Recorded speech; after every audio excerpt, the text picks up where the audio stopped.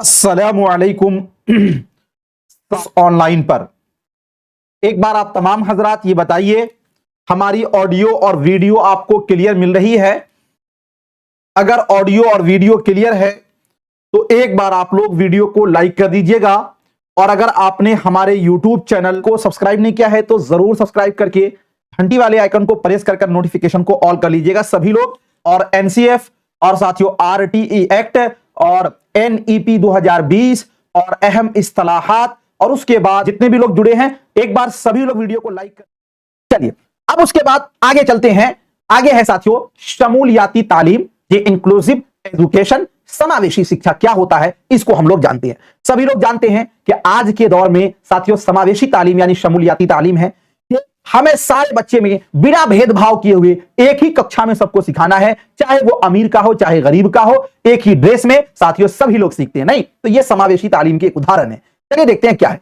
इस तालीम से मुराद यानी शमूलियाती तालीम से मुराद ऐसा निजाम तालीम है जिसमें हर तालिब इल्म को एक ही क्लासरूम में, एक ही स्कूल में बिला इम्तियाज मतलब बिना भेदभाव के सीखने और सिखाने का बराबर मौका हासिल होता है। ठीक है, चलिए यह माजूर बच्चों को आम बच्चों के साथ क्लासरूम के बाकायदा माहौल में शामिल करने का इंतजाम और इंसराम फराहम करता। मतलब अगर कोई माजूर बच्चा है तो उसको अलग क्लास नहीं देना है, बल्कि सबको एक साथ एक मखलूत क्लास में हमें पढ़ाना है, यानी एक ही साथ सबको मिलाकर पढ़ाना है।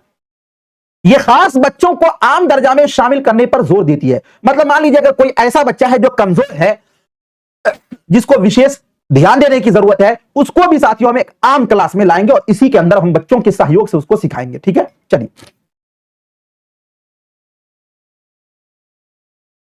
कुछ लोगों को जो है ना रुक जाइए एक मिनट, चलिए ठीक है, डिस्टर्ब नहीं होना है।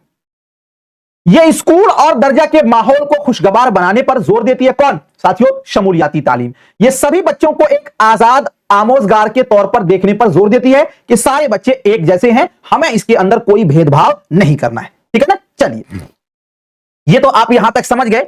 अब हम लोग साथियों सीखने जा रहे हैं जबान से मुतालिक आमोजशी दुश्वारियां मुंदरजा झेल है।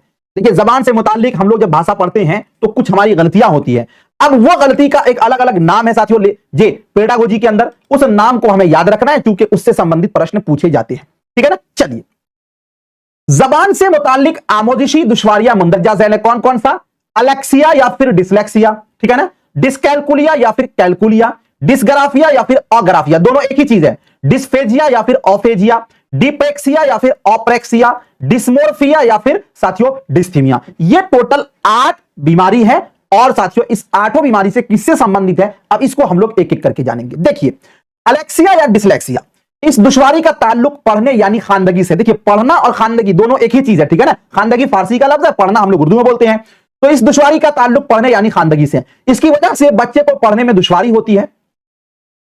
ठीक है ना, अलेक्सिया या डिसलेक्सिया से वो हुरूफ में फर्क नहीं कर पाता, जैसे सीन और शीन में फर्क, जीम और जा में फर्क, और काफ में वो फर्क नहीं कर पाता, जैसे साथियों एम और वो डब्ल्यू में फर्क नहीं कर पाता, जैसे मान लीजिए कि बी और बी साथियों जे वो इसमें फर्क नहीं कर पाता। तो मतलब पढ़ने से संबंधित जो भी दुश्वारी है उसको अलेक्सिया या फिर डिसलेक्सिया कहा जाता है। ठीक है ना, चलिए अब उसके बाद आगे चलते हैं डिसकैलकुलिया या फिर कैलकुलिया। कैलकुलिया कैलकुलेटर से बना है, तो साथियों इस दुश्वारी का ताल्लुक इल्मे रियाजी यानी गणित यानी मैथ यानी हिसाब से है।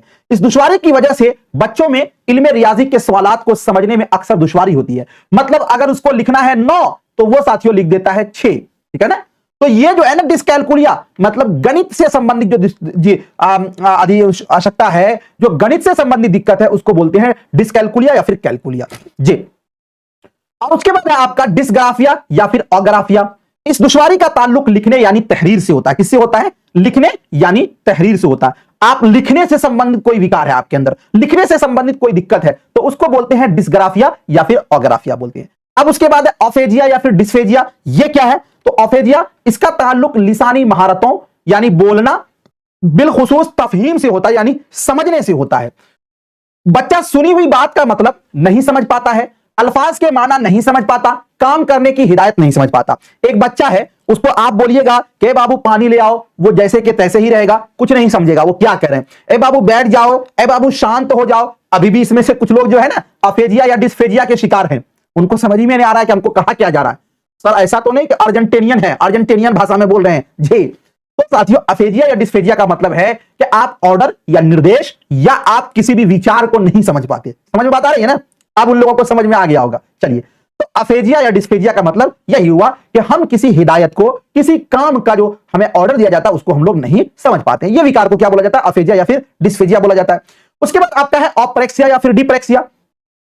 ऑपरेक्सिया या फिर डिप्रेक्सिया क्या होता है इसको समझ लीजिए। इसका ताल्लुक हुर्की महारतों से होता है। हुर्की महारत क्या होता है? साइकोमोटर जिसको बोलते हैं ना, वही होता है। चलिए, ऑपरेक्सिया या फिर डिप्रेक्सिया, इसका ताल्लुक हुर्की महारतों से होता है। इसकी वजह से बच्चा उंगलियों, हाथों और आंखों के दरमियान रब्त कायम नहीं कर पाता। जी, इसे पेंसिल पकड़ने, बटन लगाने, हाथ की महारत और तवाजुन में मुश्किल होती है। जी, तो इस बीमारी को बोला जाता है कि साथियों ऑपरेक्सिया या फिर डिप्रेक्सिया बोला जाता है। उसके बाद आपका है डिस्मोर्फिया।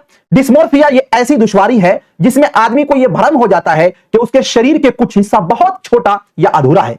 वो अपने शरीर के अलग अलग हिस्सों को दूसरे लोगों से मुकाबला करने लगता। आप कभी रात में बच्चे थे तो चलते थे तो आपको भाव हो जाता था, लगता था कि मेरे पीठ पर कोई सवार है, होता था ना ऐसा? मकतब में जब हम लोग पढ़ने जाते थे तो लगता था, हम लोग कुछ दूर चलते थे, पीछे आके देखते थे, हम लोग किसी के हाथ से हाथ मिलाते थे, उंगली से उंगली मिलाते थे, कान से कान मिलाते थे। मतलब ये भरम जब आ जाए कि हमारे जिस्म के आज़ा कुछ छोटे हैं तो वो साथियों क्या होता है? डिस्मोर्फिया से संबंधित ये बीमारी है। उसके बाद आपका है डिस्थीमिया। डिस्थीमिया क्या है? डिस्थीमिया गंभीर हालत को कहा जाता है। इसमें बच्चों के आमोदिश पर बहुत असर पड़ता है। इस हालत में मन हमेशा सुस्त रहता। एक बच्चा है, देखिएगा, वकील का बेटा है, डॉक्टर का बेटा है, मास्टर का बेटा है, बड़ा मालदार है, लेकिन साथियों उसका बेटा है, आप कुछ भी कहिएगा कुछ भी नहीं समझेगा। वो मतलब बड़ा सुस्त है, किसी का भी बेटा हो सकता है, ये उसका मन हमेशा सुस्त रहता है, तो उसको बोलते हैं डिस्थीमिया, यानी उसका मन हमेशा भारी रहता है। तो ये डिस्थीमिया से संबंधित साथियों विकार है। तो हमें ये बिल्कुल उम्मीद है कि ये जो 7 साथियों जबान से ताल्लुक रखने वाली आमोदिशी दुश्वारियां है, जिसको मैंने आपको गिनाया, एक एक करके मैंने आपको समझाया, आप समझ गए होंगे। ठीक है ना? चलिए, ये कोई जरूरी नहीं कि उर्दू में ही पूछा जाएगा, ये आपको हिंदी में भी आ सकता है। अब हम लोग चलते हैं जबान की महारतें यानी भाषा कौशल के बारे में। हम लोग जानेंगे कि भाषा कौशल है क्या, जबान की महारत। देखिए, दुनिया की जितनी भी जबानें हैं उस टोटल जबान की साथियों 4 बुनियादी महारतें। बुनियादी का मतलब जानते हैं कि फाउंडेशनल स्टेज, जिसको साथियों जैसे हम घर बनाते हैं तो घर में बुनियाद बोलते हैं किसको? जो हमारा ईंट जो है जमीन के अंदर रहता है, वही। तो दुनिया की जितनी सारी जबानें हैं आप उस वक्त तक माहिर नहीं बन पाएंगे जब तक आपको इस 4 चीज में आप माहिर नहीं बन जाए, इस 4 चीज को आप अच्छे से डेवलप नहीं कर ले। ठीक है ना? तो जबान की जो बुनियादी महारतें हैं वो टोटल 4 हैं। कितने हैं? 4 हैं। इसी को बोला जाता है LSRW। एल से लिसनिंग, एस से स्पीकिंग, आर से राइटिंग और डब्ल्यू से साथियों आर से रीडिंग और डब्ल्यू से राइटिंग। ठीक है ना? यानी सुनना, बोलना और पढ़ना और लिखना। याद रखिएगा, ये इसी क्रम से, इसी तरतीब से होगा। पहले होगा आपका सुनना, ठीक है ना? उसके बाद होगा आपका बोलना, उसके बाद होगा आपका पढ़ना और उसके बाद आखिर में होगा लिखना। ठीक है ना? ये क्रम भी याद रखिएगा। चलिए, जबान की महारतें यानी लैंग्वेज स्किल्स यानी भाषा कौशल कौन कौन से हैं? तो साथियों ध्यान दीजिए, इसी को पहले आप इसको जान लीजिए, ये वाले को। दुनिया की हर जबान की 4 बुनियादी महारतें होती हैं। कौन कौन सा? LSRW। पहला होता है आपका सुनना, जो कि सिमात हम लोग करते हैं, यानी श्रवण कौशल जिसको बोलते हैं, लिसनिंग। दूसरा आपका होता है बोलना। जो बोलना है साथियों वो क्या होता है? जबानी होता है। तो जबानी इजहार को बोलना बोलते हैं, वाचिक या मौखिक कौशल बोलते हैं। उसके बाद तीसरा आपका है स्पीकिंग, ये इसी जो दूसरा ही है ये। और तीसरा आपका है पढ़ना यानी खानदगी, जिसको साथियों पठन कौशल बोला जाता है, यानी जिसको रीडिंग बोलते हैं। और चौथा है साथियों जी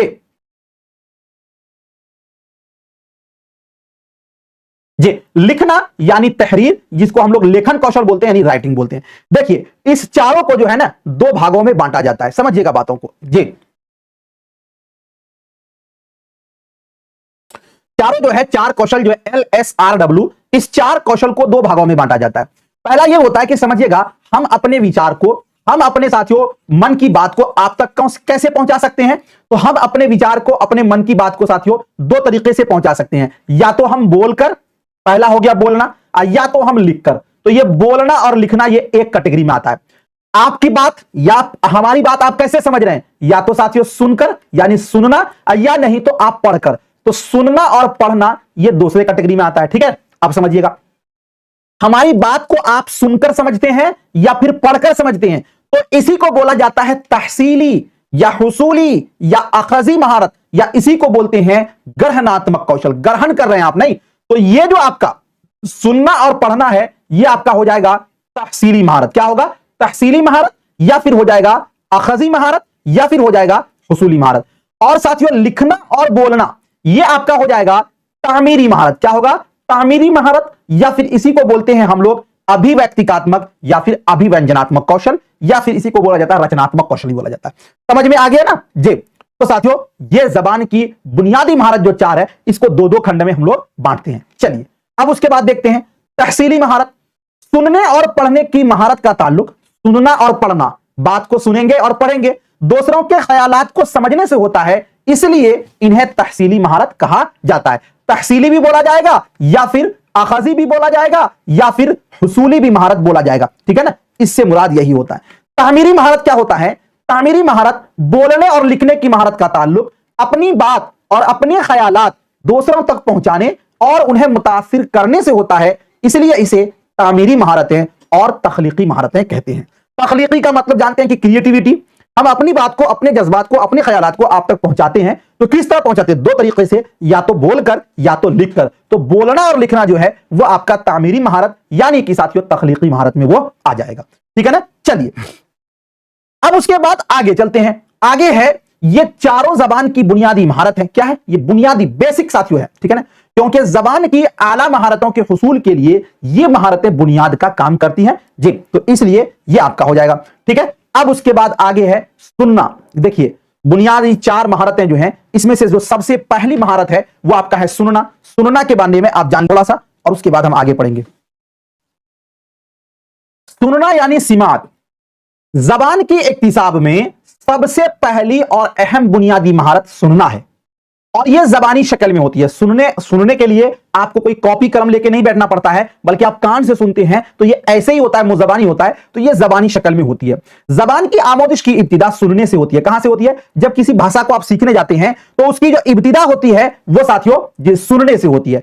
सुनी हुई बात के माना को हम 2 तरीके से समझते हैं। जो बात हमने सुना है ना, उसके माना को हम 2 तरीके से समझते हैं। एक होता है लफ्जों की बुनियाद पर, और एक होता है साबका मालूमात की बुनियाद पर। एक जो लफ्ज बोला गया, जैसे कि पानी ले आइए, पानी आपने समझा, जैसे ही लफ्ज बोला गया साउंड से आपने समझ लिया। एक वो लफ्ज तो नहीं, लेकिन पिछले मालूमात से आप उसको साथ जोड़कर आप समझते हैं। तो यह जो बात हम सुनते हैं उसके माना को हम 2 तरीके से अखज करते हैं, लफ्जों की बुनियाद पर या साबका मालूमात की बुनियाद पर। ठीक है? चलिए, सिमात की 2 सूरतें होती हैं। अब जो सुना जाता है वो भी साथियों 2 तरीके का होता है। एक होता है आपका तामुलाती सिमात, और दूसरा आपका होता है गैर तामुलाती सिमात। तामुलाती, तामुल का मतलब होता है वार्तालाप, यानी एक दूसरे से बातें करना।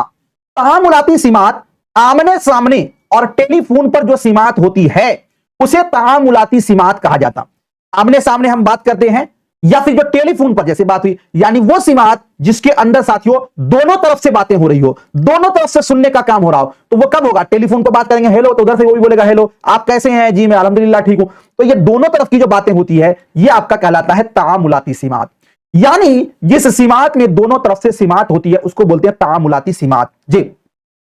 उसके बाद आपका है गैर तामुलाती सिमात। गैर तामुलाती सिमात क्या है? रेडियो, टीवी और लेक्चर के दौरान सिमात को गैर तामुलाती सिमात कहा जाता है। रेडियो से साथियों आकाशवाणी का प्रसारण हो रहा है, आप कितनों हेलो हेलो करते रहिए। टीवी से आकाशवाणी का प्रसारण हो रहा है, कितनों आप हेलो हेलो करते रहिए, आपकी बात का कोई फर्क पड़ेगा? नहीं पड़ेगा। तो ये गैर तामुलाती सिमात है, यानी ये एक तरफा सुनने का काम हो रहा है। लेकिन जो तामुलाती सिमात होता है इसमें दोनों तरफ से सुना जाता है। ठीक है ना? यानी जिस सिमात में सिर्फ एक तरफ से सिमात हो रही हो उसको बोलते हैं गैर तामुलाती सिमात। ठीक है ना? अब उसके बाद आगे देखिए साथियों, हम लोग चलते हैं लिखने की तरफ। सुनने का तो मसला हो गया हल। अब लिखना जो है, लिखा जो जाता है, जो कि साथियों सुनना, बोलना और फिर लिखना, जो तीसरा जबान की बुनियादी महारत है। इसके साथियों अबजदी तरीका है जिसको हम लोग हुरूफ तहज्जी का तरीका भी कहते हैं। यह लिखना सिखाने का एक रिवायती और कदीम तरीका है। ठीक है?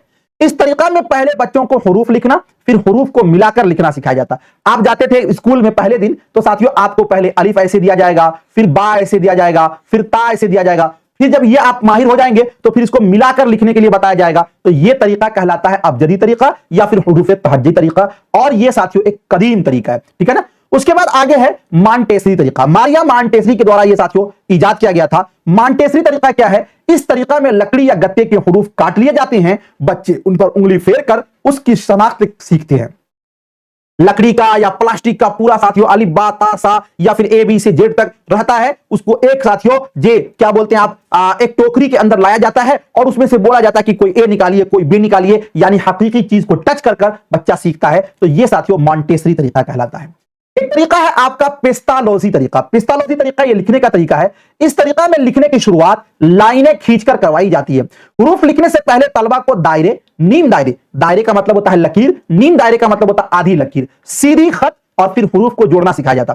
जैसे मान लीजिए कि आप बोलते हैं कि सर हमको जीम बनाना नहीं आता, तो आपको कोई लिखने वाले ने इस तरह करके ऐसे ऐसे ऐसे ऐसे ऐसे ऐसे ऐसे ऐसे ऐसे ऐसे ऐसे ऐसे करके दे दिया।